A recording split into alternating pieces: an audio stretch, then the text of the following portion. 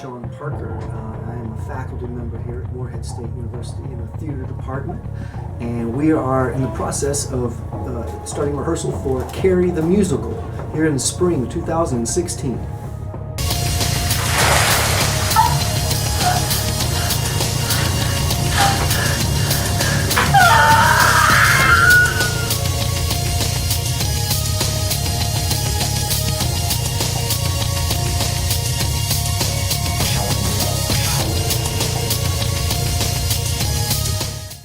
Well, the overall plot, it comes from Stephen King's famous novel, Carrie, and it is about a young girl who has been bullied her entire life, including her mother, and she discovers that she has telekinetic powers. Carrie has always been, as a kid, it was one of my favorite movies, growing up. I think it's a lot of fun, and it's a nice challenge for us as a department. But I think it has a nice message on the topic of bullying that I think people can take away when they come see it. It's sort of written as a opera in a way, sort of a Greek tragedy.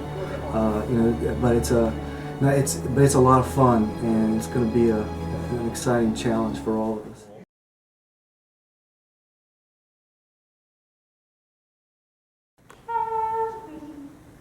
Why do they always treat me so bad?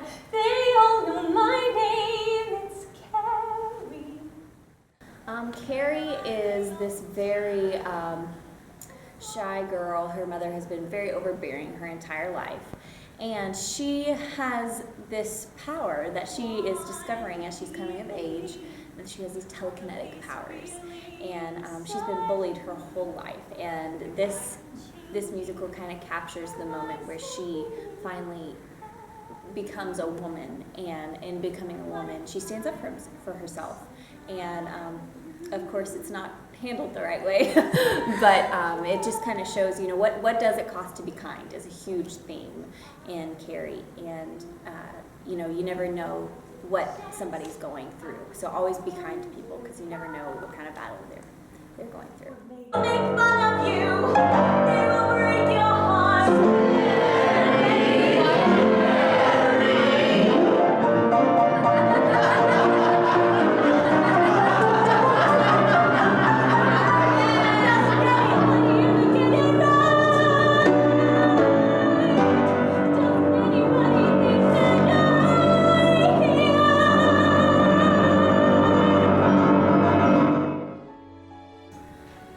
People are going to be really surprised with Carrie.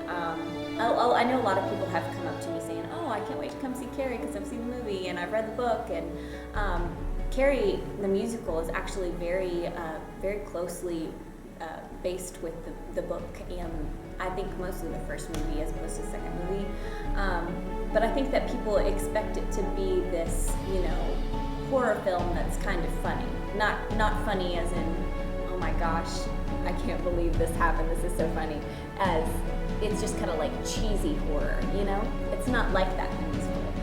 It's much more focused on the side of the bullying and the reality of this is actually something that could happen to someone in high school.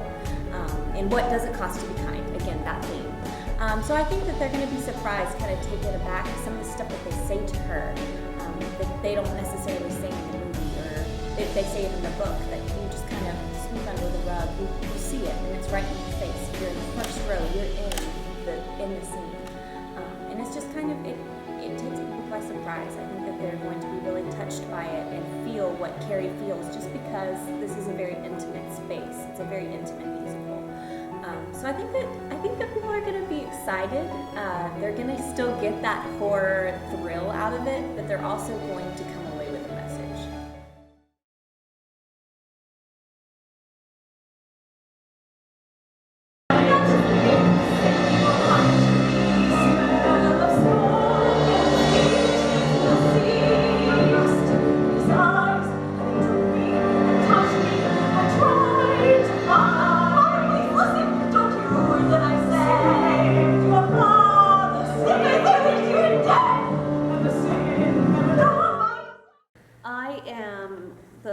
character's mom, so I'm Carrie's mom, and I am a very passionate woman. I am extremely devout in my religious beliefs, but I'm also fiercely devoted to my child, and I feel that I need to protect my child and be a warrior for Christ.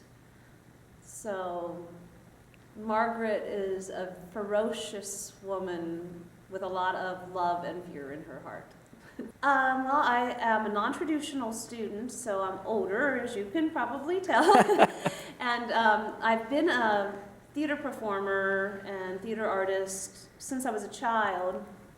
And I just love all forms of art, and especially theater, because it's all the forms of art put together. So I enjoy all the aspects. I like to work in the carpentry shop. I love to paint the sets.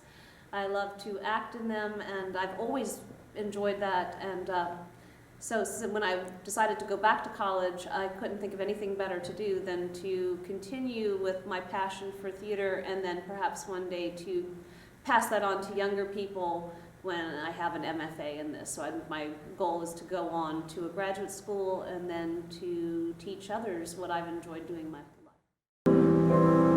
So afraid, oh Lord, I've seen this cloud before, the flash is weak, and I am gone.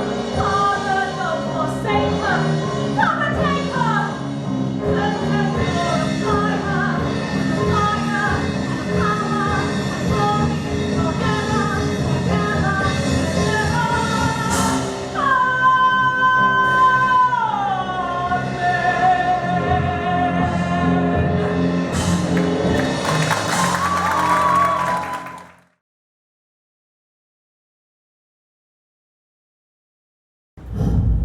Name, please.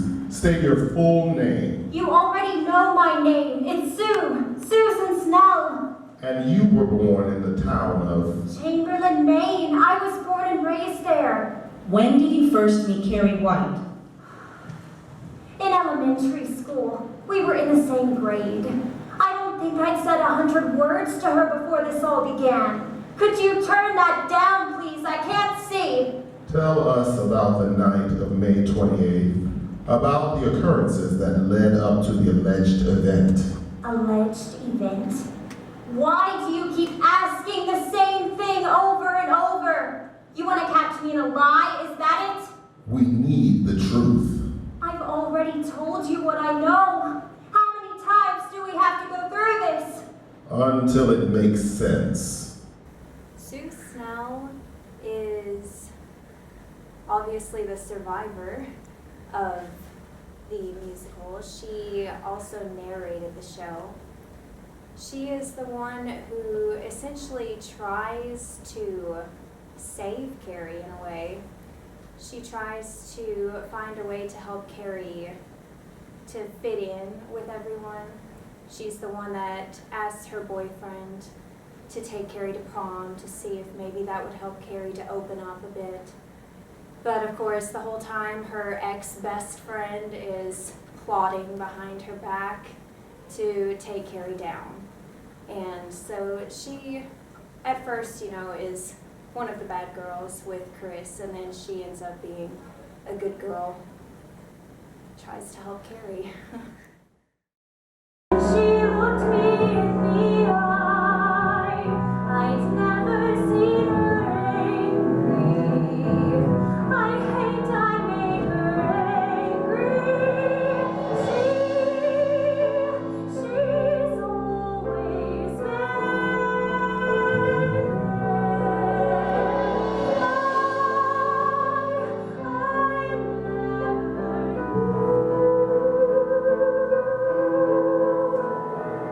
I felt as though this girl revealed herself to me.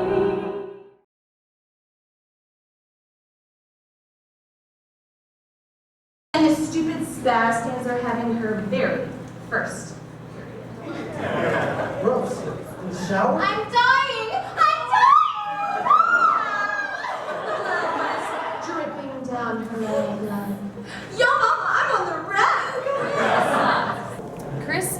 kind of the bad girl in the play. She's the main source of the bullying, which starts out in the beginning. She's like the ringleader to everyone, so everyone kind of follows her lead because, you know, she's the top dog. And her daddy told her, you know, don't let someone shove you around, so she does all the shoving. And so she's never bullied in return. So she's kind of the bad person in the play. But, you know, she's also kind of a fun character because she has a mean side, but she also has a soft side that nobody really knows about, and she kind of holds it in so she can't let anybody else see that she has that soft part of her. I've actually been in MSU theater for this full term, and then I was in it last year. I was a part of Cabaret as a chorus member. Previously, our scheduling with music education program and the theater department, they didn't really work very well. We had the same required classes at the same time that, you know, the theater department did, so I couldn't really be a part of the theater as much as I wanted to. But this past year, I wanted to make it work because I was just itching to get back into theater again. I missed it so much. So I gave it a try and to see if my schedule would work out, and things have kind of moved around since the schedule changed, and it actually worked out really well to where I could be a part of it, and I'm loving it, being a part of it again. Standing there squealing like a stuck. Chris, enough already. It's not funny. Guys, wait. Sue's right. It's not funny. It's hilarious.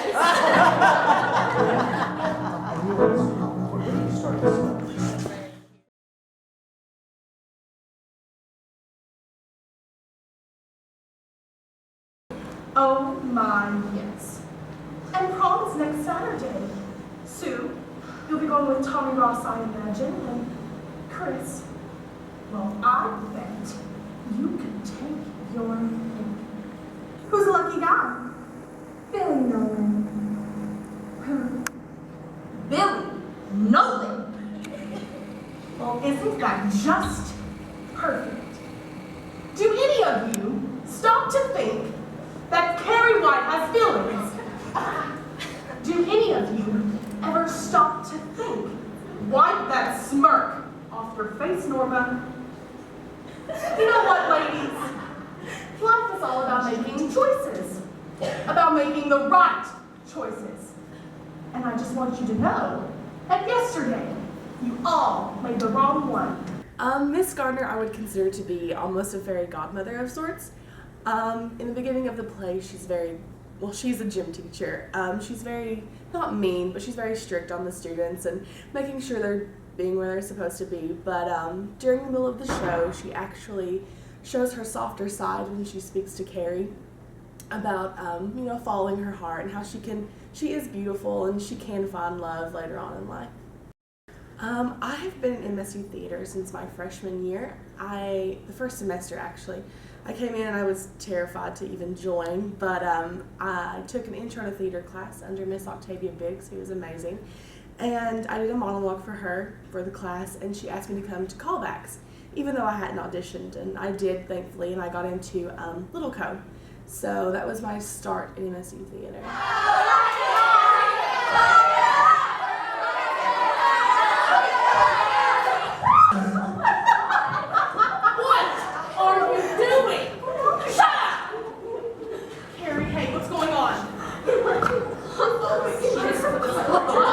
Stand up and take care of yourself, Carrie.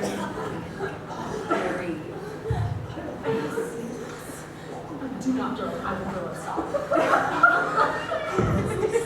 You've got to be. That's it. Show's over. Clean this mess up and get to class. Talk about clueless.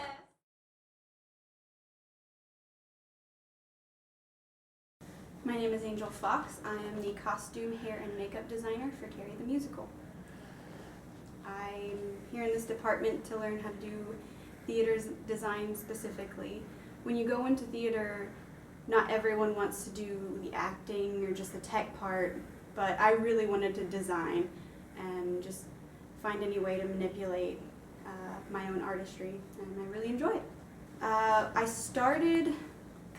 came here as a marketing management major, and I decided that that wasn't for me, even though I did it in high school. and I heard that they were doing Evil Dead, the musical, my freshman year, and so I was super excited about it, and I wanted to know how to get involved, so I just walked in here, and I'm just like, how can I get my hands in some blood and latex? So that's how it started, and I've been here for 4 years now.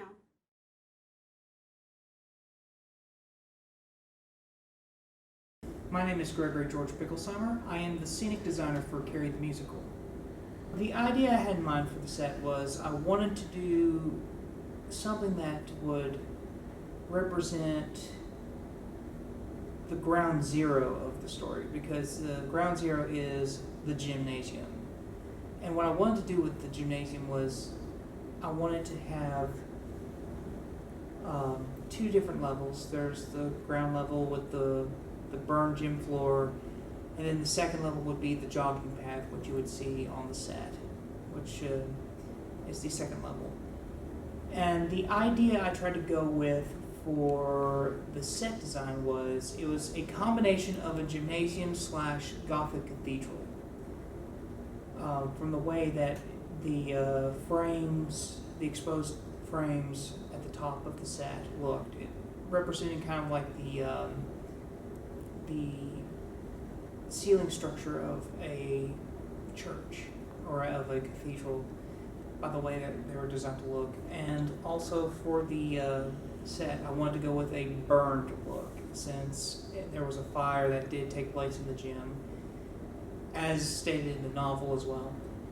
And also, I wanted it to be kind of like an abstract painting, because one of the things when I talked with Sean Parker was he wanted it to look like it was abstracted from Susan Snell's mind, because she's pretty much recalling the entire events.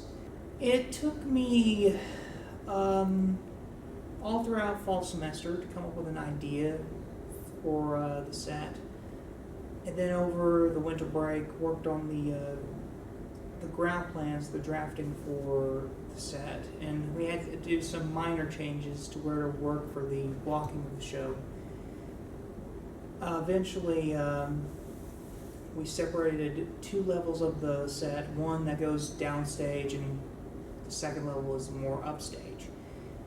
But other than that, it pretty much stayed true to what I originally envisioned, with only minor changes.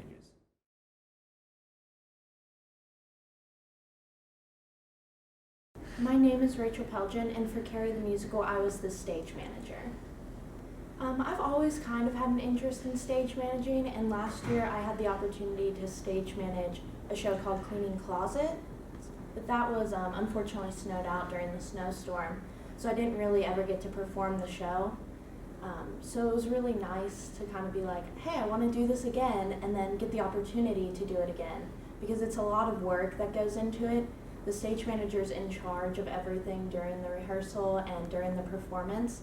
So I'm the one that's calling all the shots, every light cue, sound cue, anything like that comes off of my call. So it's really exciting to be able to do that, and that's one of the things that interests me most about it, because like you're the end all be all of the production. If something goes wrong, it comes back to you, but if something goes right, it also comes back to you. So it's a lot of responsibility, but it's also a lot of fun. MSU Theater is really about opportunity and about growing as an artist, as a performer, as a director, a stage manager, lighting designer. That's what I really love about it. It gives you an opportunity to try everything and to get to experience every aspect of theater.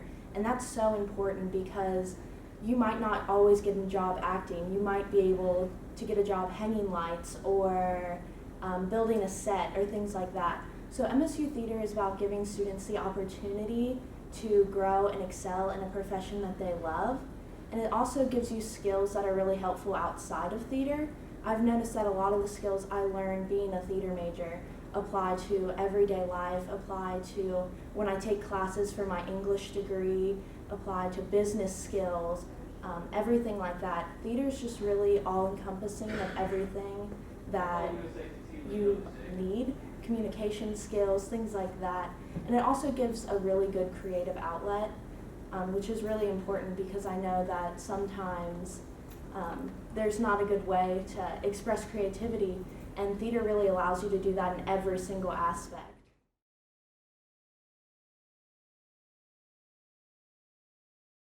I just pray every move I make is right. Where I go, who I know, will I be alone on Saturday night? And I worry, what if I stand out one bit? I worry, what can I possibly do? Am I?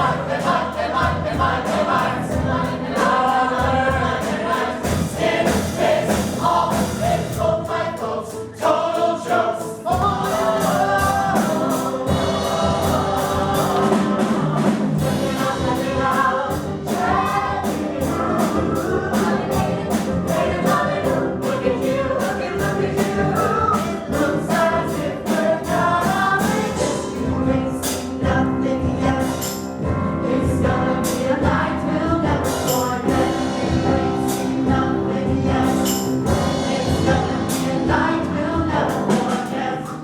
You okay? Think so. Nervous. Me too. Whoa. We could go somewhere else. Grab something to eat. No, I want to do this. Alright. Let's do it.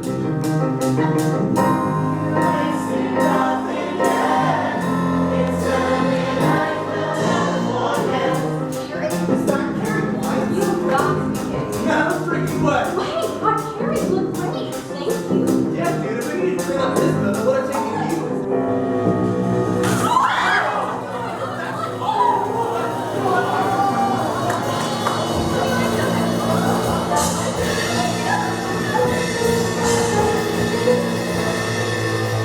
I'm not crying. I'm okay. I tried so hard to blame me.